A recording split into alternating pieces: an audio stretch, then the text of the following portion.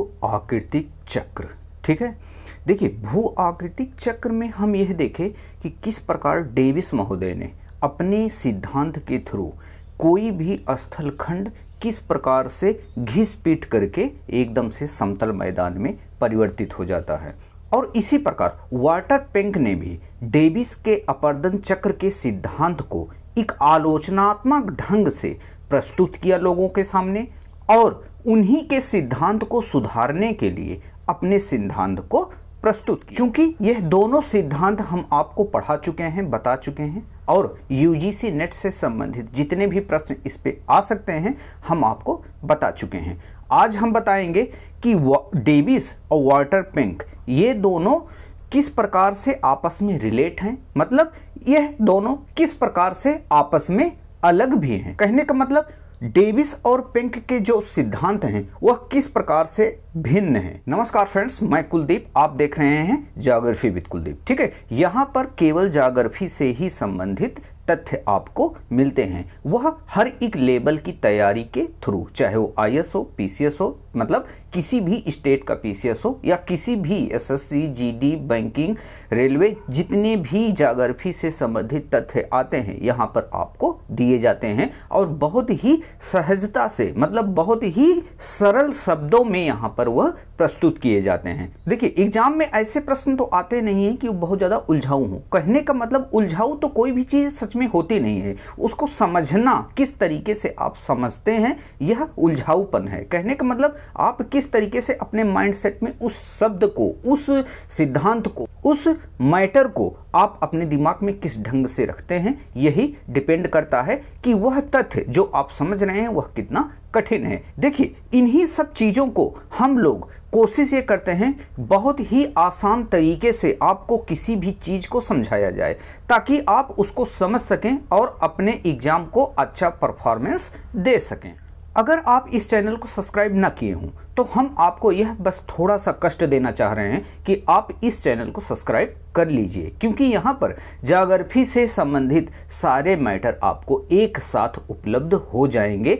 आप किसी भी तैयारी से संबंधित हों और किसी भी तथ्य से अगर आप अनजान हो, कहने का मतलब आपके समझ में नहीं आया हो, तो आप कमेंट करके बता सकते हैं। हम लोग उस पर यह कोशिश करेंगे कि आपको वह वीडियो नया बना करके प्रोवाइड कराया जाए, ताकि आप उस चीज को समझ सकें। ठीक है, देखिए हम यह देख रहे थे कि डेविस और पेंक के जो अपर्दन सिद्धांत हैं उनकी तुलना आपस में कैसे की जा सकती है। ठीक है, देखिए डेविस ने ये कहा कि जो ये उत्थान है, किसी भी स्थल खंड का जो उत्थान है, ठीक है, यह उत्थान, यह सरफेस है, मान लीजिए भूमि, ठीक है, ये उत्थान हो गया।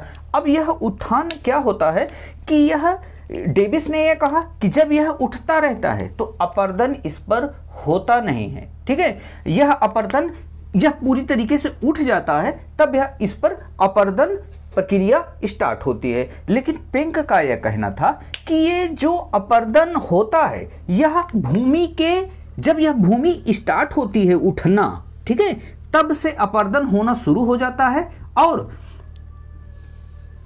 यह जब उत्थान पूर्ण हो जाता है तब भी यह अपर्दन चालू रहता है, और यह अपर्दन तब तक चालू रहता है जब तक यह समतल एकदम मैदान में परिवर्तित हो नहीं जाता है। कहने का मतलब क्या है, यह उत्थान जैसे ही किसी भूमि पर उत्थान जरा सा भी हावी हुआ तैसे ही अपर्दन स्टार्ट हो जाता है। चूंकि यही सत्य भी प्रतीत होता है, क्योंकि जो वाहक हैं, जो सोर्स हैं, जो ड्राइविंग फोर्स हैं किसी चीज का अपर्दन करने के लिए, देखिए जो भी ड्राइविंग फोर्स हैं, कहने का मतलब हवा, ठीक है, किसी भी स्थल खंड को जब कोई भी चीज घिस पिट रही है उसी को ड्राइविंग फोर्स कहते हैं। कहने का मतलब क्या है, जब भी कोई स्थल खंड, ये भूमि है, स्थल खंड धीरे धीरे उठा, कहने का मतलब उठता कैसे है, वह अंतर्जात बल में पिछले वीडियो में आप जाकर के देख लीजिए। कहने का मतलब जब भी आंतरिक प्लेटें टकराती हैं, अंतर्जात बलों के द्वारा जो भी बल उत्पन्न होते हैं वह दृष्टिगत कहाँ होते हैं, हमारे स्थल खंड पर दृष्टिगत होते हैं। अब स्थल खंड पर कैसे दृष्टिगत होते हैं, कहने का मतलब आंतरिक बल, चलिए छोड़ दीजिए, हम कह रहे हैं ज्वालामुखी क्रिया हुई, ठीक है, ज्वालामुखी क्रिया के द्वारा आखिरकार आंतरिक बल वही तो है, वो ज्वालामुखी क्रिया के द्वारा मैग्मा बाहर निकलता है तो आखिरकार चट्टानों की ही तो वो राख होती है जो जम जाती है और यहाँ पर इकट्ठा होकर के पर्वत का रूप धारण कर लेती है और यहाँ पर एक पठार का रूप धारण कर लेती है। कहने का मतलब क्या है, आंतरिक भाग में ही हलचल के द्वारा हमारी पृथ्वी पर नई नई स्थलाकृतियों का जन्म होता है। ठीक है, अब देखिए यह जन्म तो हुआ, लेकिन ऊपर के जो सोर्स हैं, जो भी ड्राइविंग सोर्स हैं इस चीज के, अपर्दन के जो वाहक हैं, वह कार्य कैसे करते हैं, जैसे हवा चल रही है। ठीक है, हवा जब चल रही है तो किसी स्थल खंड को क्या करेगी, घिसेगी, पिटेगी। कहने का मतलब हवा के साथ जब ऐसा एरिया हुआ जहां पर वर्षा ना होती हो तो उसके साथ धूल कण, बालू के कण, यह सब बहुत साथ में चलते रहते हैं। और वह समझ लिए आरी में, देखिए ये अगर आरी है, ठीक है, आरी है तो यहां छोटे छोटे इसके ऐसे पार्ट रहते हैं जो कि किसी चीज को काटने में सहायक रहते हैं। तो ये पार्ट क्या है, अगर कोई हवा चल रही है तो हवा होता क्या है कि इसके साथ छोटे छोटे कण रहते हैं जो कि सहायक होते हैं किसी चीज के अपर्दन करने में। तो हम आते हैं प्लैंक के थ्योरी पर। कहने का मतलब जैसे ही उत्थान स्टार्ट होता है अपर्दन अपना प्रभाव दिखाना शुरू हो जाता है। और यह चूंकि प्लैंक ने यह भी कहा है कि यह जो उत्थान होता है वह तीव्र गति से होता है, इसीलिए किसी स्थल खंड का जो विकास होता है, जो उसकी बढ़ोतरी होती है, वह अपर्दन से ज्यादा हावी रहती है और वह स्थलखंड उठता चला जाता है। ठीक है, कहने का मतलब क्या है, हवा किसी एक विशेष क्षेत्र में ही तो वह स्थलखंड होगा। अगर वह किसी विशेष स्थल पर ही होगा, विशेष स्थान पर ही होगा और वहां की जलवायु कैसी होगी, यही डिपेंड करता है कि यह स्थलखंड कहां तक विकसित हो और कहां तक विकसित ना हो, और कितनी जल्दी विकसित हो और कितनी जल्दी वह नष्ट हो जाए। तो पहला अंतर आप समझ गए होंगे कि किसी भी स्थल खंड पर डेविस के अनुसार अपर्दन तब तक नहीं होता जब तक वो उठता है, लेकिन प्लैंक के अनुसार अपर्दन स्टार्टिंग से ही स्टार्ट हो जाता है।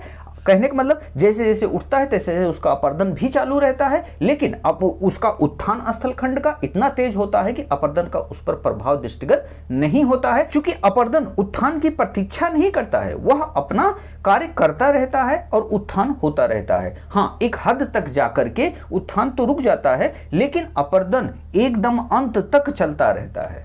देखिए एक दूसरा पॉइंट है, डेविस के अनुसार जो उत्थान होता है वह कम समय का बहुत होता है, लेकिन प्लैंक ने यह कहा कि उत्थान कभी कभी इतने वर्षों तक होता चला जाता है कि वह धीरे ही सही, लेकिन उसका उत्थान यह निश्चित नहीं है कि कम समय तक ही होगा, वह उत्थान अंत तक भी हल्का हल्का हो सकता है। कहने का मतलब डेविस जहां तक बताए हैं यह उत्थान होगा, उससे कहीं ज्यादा लंबा समय प्लैंक के द्वारा अपने सिद्धांत में दिया गया है। इसके अलावा डेविस ये कहते हैं कि जो उत्थान होता है काफी तीव्र होता है, जबकि प्लैंक ने यह कहा कि जो उत्थान की प्रक्रिया होती है कभी तीव्र होती है, कभी मंद भी हो सकती है, कभी तीव्र होती चली जाती है, कभी मंद गति से ही स्थलखंड का उत्थान होता है, जो कि सत्य भी प्रतीत होता है। किसी स्थलखंड का विकास जो होता है वह कभी हो सकता है आंतरिक हलचल बंद हो, कभी आंतरिक हलचल तीव्र हो, नहीं तो कैसे ज्वालामुखी क्रिया होती रहती है और एक वक्त पर जाकर के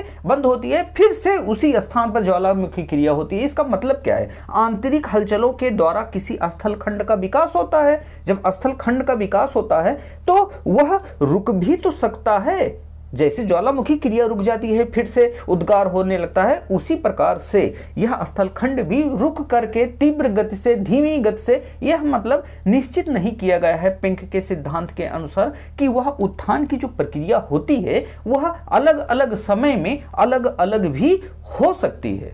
डेविस के अनुसार, अगला पॉइंट है, डेविस के अनुसार जो स्थलखंड होते हैं वह संरचना, प्रक्रम और अवस्था का प्रतिफल होते हैं, जबकि प्लैंक के अनुसार कोई भी स्थल खंड जो उत्थान की दर होती है और जो अपर्दन की दर होती है उन दोनों के संबंध का परिणाम होती है। कहने का मतलब क्या है, डेविस ने क्या कहा कि कोई भी स्थलखंड संरचना, प्रक्रम और अवस्था का परिणाम होती है। इस चीज को हम बहुत अच्छे से आपको समझा चुके हैं डेविस के सिद्धांत में, आप वहां पर जाकर देख लीजिएगा। देखिए दोनों के सिद्धांत को आप देख लीजिएगा तभी यह तुलना समझ में आएगी, वरना यह वीडियो देखना व्यर्थ है आपके लिए। पहले उन दोनों को देख लीजिए। देखिए होता क्या है, यह क्या कहते हैं डेविस की संरचना, प्रक्रम और अवस्था का परिणाम कोई भी स्थलखंड होता है। पेंक ये कहते हैं कि यह जो उत्थान होता है और जो उसका निम्नीकरण होता है, उन दोनों के आपसी संबंध का परिणाम होता है वह स्थलखंड। कहने का मतलब अब यह डिपेंड करता है, पेंक के अनुसार यह डिपेंड करता है यह कितना उठा और अपर्दन कार्य किस जलवायु में है वह स्थलखंड, वह कितना अपर्दित कर दिया, उसी का परिणाम यहां स्थलखंड होता है। एग्जाम्पल के तौर पर हम दिखाते हैं। देखिए यह ठंडा एरिया मान लीजिए है और यह गर्म एरिया मान लीजिए है, ठीक है। अब यह ठंडे एरिया में क्या है, यहां पर ठंडे एरिया में तो हवा बहुत तीव्र चलेगी नहीं। जब हवा तीव्र चलेगी नहीं तो उसके साथ जो रिसोर्स हैं, हवा के साथ जो भी धूल कण है या ऐसे भी चीजें हैं जो कि हवा के साथ बहती हैं और किसी भी चीज से जब टकराती हैं तो वहां पर घिसती पिटती हैं। तो चूंकि स्थलखंड यह मानते हैं अगर ठंडे एरिया में है, ठीक है, ये ठंडे एरिया में है तो यहां पर हवा तीव्र चलेगी नहीं। इसका मतलब एक सोर्स, जो मुख्य सोर्स हैं तापमान, वर्षा और हवा, ठीक है, ये मुख्य अगर सोर्स हैं तो यहां पर ठंडा हुआ तो यहां पर क्या हो गया, तापमान नहीं रहा, ठीक है, हवा नहीं रही, बस क्या रहा, वर्षा। वर्षा अगर ठंडा एरिया है तो यहां बर्फ के रूप में आया, ठीक है। अब वह इफेक्ट सिर्फ ग्लेशियर के द्वारा पड़ सकता है। यह कैसे पड़ता है वीडियो में जाकर आप देख लीजिए कि ग्लेशियर के द्वारा किस प्रकार से अपर्दन होता है। तो इसका मतलब क्या है कि यहां पर अपर्दन बहुत कम होगा और यहां पर अगर यह गर्म एरिया है, ठीक है, गर्म एरिया है तो यहां पर हवा भी तीव्र रहेगी, ठीक है। यहां पर वर्षा तो होगी ही, जब हवा रहेगी तो वर्षा रहेगी, वर्षा रहेगी तापमान रहेगा, ठीक है। यहां पर इसका अपर्दन कुछ अधिक मात्रा में हो सकता है, लेकिन ये देखिए यह कोई बहुत बड़ा तथ्य नहीं है कि ऐसे ही होता है। हो सकता है यहां ग्लेशियर या यहां पर इस तरीके से क्षेत्रीय, जहां पर स्थलखंड है वहां का क्षेत्रीय जो जलवायु है वह क्या इफेक्ट डालती है इस चट्टान पर, यह अलग की बात है, ठीक है। लेकिन यहां पर होता क्या है, यह ठंडा एरिया एक औसत सेंस में अगर लिया जाए तो इससे ज्यादा अपर्दन यहां का होगा, ठीक है। तो इसी को पेंक कहते हैं कि अगर यह उत्थान की दर और निम्नीकरण मतलब उसके अपर्दन की दर का जो आपसी संबंध है उसी का परिणाम स्थलखंड होता है। तो यह डिपेंड करता है कि यह अगर यहां पर है तो यह स्थलखंड भारी भरकम होगा, क्योंकि उत्थान तो एकदम से प्राथमिकता उसको दी जाएगी लेकिन अपर्दन उस पर बहुत ही कम कार्य करेगा, जिस वजह से यह भारी दिखाई देगा। स्थलखंड की ही तो बातें हो रही हैं, स्थलखंड को ही समझाना चाह रहे हैं डेविस भी, स्थलखंड को ही दर्शाना चाह रहे हैं पेंक भी। तो अगर हम यहाँ ठंडे एरिया में देखते हैं तो यहाँ पर ये कहते हैं पेंक कि वहाँ पर अपर्दन कम रहेगा तो वहाँ पर स्थलखंड भारी भरकम दिखाई देगा, जबकि यहीं पर यह स्थलखंड छोटा दिखाई देगा, घिसा पिटा हुआ दिखाई देगा अपेक्षाकृत इसके, ठीक है। ऐसा सेंस दोनों का है इस सिद्धांत की तुलना में। देखिए अगला पॉइंट हम देखते हैं, डेविस ये कहते हैं जो अपर्दन होता है किसी भी स्थलखंड का वह रचनात्मक दृष्टि से देखते हुए होता है। कहने का मतलब क्या है, अगर कोई चट्टान है, ठीक है, कोई चट्टान है, ये चट्टान, ठीक है, इसका अपर्दन रचनात्मक दृष्टि से देखा जाएगा किस प्रकार होगा, ठीक है। डेविस ऐसा बोलते हैं।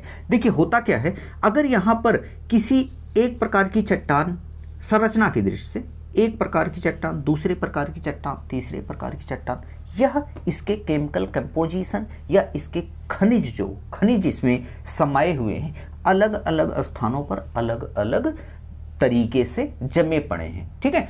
तो कोई भी खनिज, कहने का मतलब अगर इन स्थान पर समझिए बहुत ही मुलायम खनिज का ये बना हुआ है चट्टान, 1 2, ठीक है, दूसरा क्या है इससे कम, ठीक है, इससे अधिक और इससे और अधिक। तो कहने का मतलब क्या है, यह अलग अलग कंपोजिशन के अपने चट्टान के भाग हैं। अब यहां पर जो अपर्दन होगा, हो सकता है यहां पर अगर ये बहुत ज्यादा मुलायम है तो हो सकता है यहां पर ज्यादा अपर्दन हो जाए इनके परिप्रेक्ष्य में, ठीक है। इनके इनके प्रपेक्ष में ज़्यादा अपर्दन हो जाए यहाँ पर, और यहाँ पर स्थलखंड पिचक जाए, मतलब यहाँ पर स्थलखंड पूरी तरीके से खाली हो जाए लेकिन यहाँ पर उभरा रहे। ठीक है, डेविस ये कहते हैं, जबकि पेंक ये कहते हैं यह एक गुम्मद को, इनका कहना यह था, देखिए चूंकि डेविस ये कह चुके हैं कि किसी भी चीज का अपर्दन क्या हो गया, वह उत्थान जब पूरा हो गया तब हुआ। ठीक है, ये मतलब डेविस कल्पना ये कर चुके हैं कि अपर्दन स्टार्टिंग में होगा नहीं, वह आकृति बना लेगा कोई चट्टान तब उसका अपर्दन होगा। उनके सेंस में तो यही है कि अगर कोई चट्टान खड़ा हो गया पूरी तरीके से, इनका कहना है स्टार्टिंग में कभी अपर्दन होगा ही नहीं, अगर अपर्दन होगा नहीं तो उसका आकार एक बन जाएगा चट्टान का। लेकिन पेंक ये कहते हैं कि स्टार्टिंग से ही अपर्दन होने लगता है, तो ये किसी आकृति को नहीं समझेंगे, ये समझेंगे कि जब भी इस स्टार्टिंग में आखिरकार आंतरिक बल जब कार्य करेंगे तो यहाँ पर गुम्मद के आकार का थोड़ा उभार तो आएगा।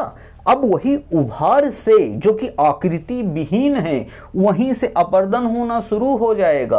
अब यह डिपेंड करता है कि वह इसकी संरचना कैसी है, क्या है। बस यही अंतर है डेविस और पेंक के सिद्धांत में कि वह इस चट्टान को पूर्ण रूप मान चुके हैं, अब अपर्दन की कल्पना कर रहे हैं कि यहाँ पर क्या क्या चट्टानों का कंपोजिशन आपस में है। ठीक है, तब यहाँ पर यह आकृति को डिसाइड करेगा अपर्दन कि यह ऐसे हमारे आंखों के सामने दिखेगी। ठीक है, अब यह क्या कहते हैं पेंक जी, पेंक ये कहते हैं कि यह डेविस ने ये कहा कि उत्थान हो जाएगा तो अपर्दन होगा, हम ये नहीं कहते हैं, हम ये कहते हैं कि उठने पर ही अपर्दन स्टार्ट हो जाएगा और यह एक गुंबदाकार आकृति से ही इसका अपर्दन शुरू हो जाएगा। और वह डिपेंड ये करता है किस जलवायु में है, कहाँ कितना अपर्दन होना है, इसकी संरचना क्या है। ठीक है, यह पेंक महोदय का कहना था। डेविस का यह कहना था कि जो अपर्दन चक्र है युवावस्था, प्रौढ़ावस्था और जीर्णावस्था, इन 3 अवस्थाओं से होकर के गुजरता है। यहीं पर पेंक ने अपर्दन चक्र की जो अवस्थाएं होती हैं उन्होंने कोई भी अवस्था को नहीं माना, बस 3 दशाओं को प्रकट किया। ठीक है, यह 3 दशाएं कौन सी थी? पहली अवस्थिजिंडे, लिक फॉर्मिंग, फिर अवस्थिजिंडे। कहने का मतलब आप पेंक के सिद्धांत में जाकर देख सकते हैं इन तीनों का मतलब क्या होता है। इसमें अवस्थिजिंडे का मतलब स्टार्टिंग में उठता हुआ, ठीक है, स्थलखंड, और लिक फॉर्मिंग मतलब वह स्थिर अवस्था कि वहां पर कुछ नहीं होगा, और तीसरा क्या है वह अवस्थिजिंडे, यहां पर क्या होगा घटते हुए क्रम में अवस्था। ठीक है, इन्होंने जर्मनी भाषा में यह 3 शब्द दिए, इन्हीं 3 शब्द के अकॉर्डिंग यह एक स्टेज है, यह एक अवस्थाएं हैं जिसमें किसी अपर्दन चक्र का विकास पूर्ण होता है। इसके अलावा डेविस महोदय ने अपने सिद्धांत में ढाल जो होता है, ठीक है, ढाल देखिए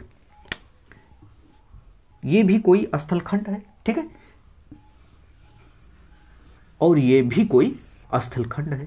ठीक है, इन दोनों में अंतर आप समझ रहे हैं। देखिए ढाल ही निश्चित करते हैं किसी भी आकृति को। ठीक है, कोई भी स्ट्रक्चर हो वह ढाल पर ही निर्भर होता है। ठीक है, आपका समझ लीजिए चेहरा जो है, ठीक है, हमारा चेहरा जो है, अन्य का चेहरा जो है, कहने का मतलब किसी का भी चेहरा हो, ये नाक है, आंख है, माथ है, गाल है, कहने का मतलब यह ढाल पर निर्भर है। ठीक है, यह नाक का ढाल कैसे है, ठीक है, होठों का ढाल कैसे है, कान का ढाल कैसे है, गाल और मत्थे का ढाल कैसे है, यही खूबसूरत बनाता है। ठीक है, कहने का मतलब ढाल पर ही खूबसूरती निर्भर है। कहने का मतलब क्या है कि अगर नाक चपटी हो, ठीक है, तो वह इसका मतलब ढाल नहीं है, उसको सब कहेंगे अच्छा नहीं है इंसान। यह ढाल आपस में विपरीत अवस्थाओं में है।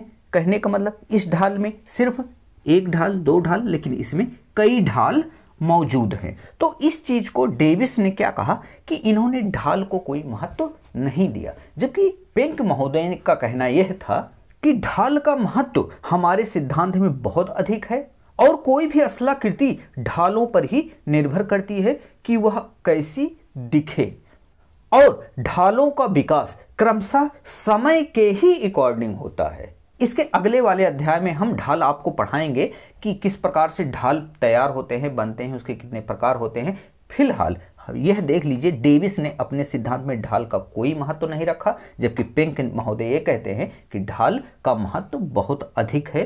किसी भी स्थलाकृति को दृष्टिगत जो हम देखते हैं वह रूप प्रदान करने के लिए। डेविस के अनुसार अपर्दन चक्र में 3 दशाएं होती हैं, प्रथम, द्वितीय और तृतीय। प्रथम और द्वितीय अवस्था में किसी भी स्थलखंड का विकास होता है, या ऐसा कह ले जो उच्चावच होते हैं, ठीक है, वह उनका विकास होता है, वह बढ़ते हैं। पहले और दूसरे स्टेज में वह बढ़ते हैं, और तीसरे स्टेज में क्या होता है, उच्चावच कम होता है, और उच्चावच कभी भी स्थिर नहीं होता है। उनका, डेविस का कहना था कि कभी भी उच्चावच स्थिर नहीं होता है, उच्चावच हमेशा बनते बिगड़ते रहते हैं। जबकि पिंक के अनुसार 5 दशाओं का वर्णन पिंक ने किया है अपने सिद्धांत में, जिसमें सिर्फ पहली अवस्था में उच्चावच बढ़ता है, जबकि 2, 3, 4 अवस्था में उच्चावच स्थिर ही रहता है।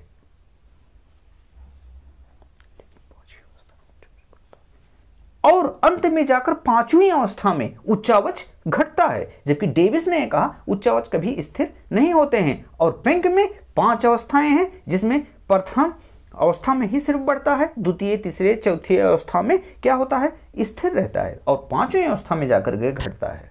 डेविस का मानना था प्रथम अवस्था में अपर्दन होता ही नहीं है, जबकि पिंक का कहना था कि सभी अवस्थाओं में अपर्दन होता है।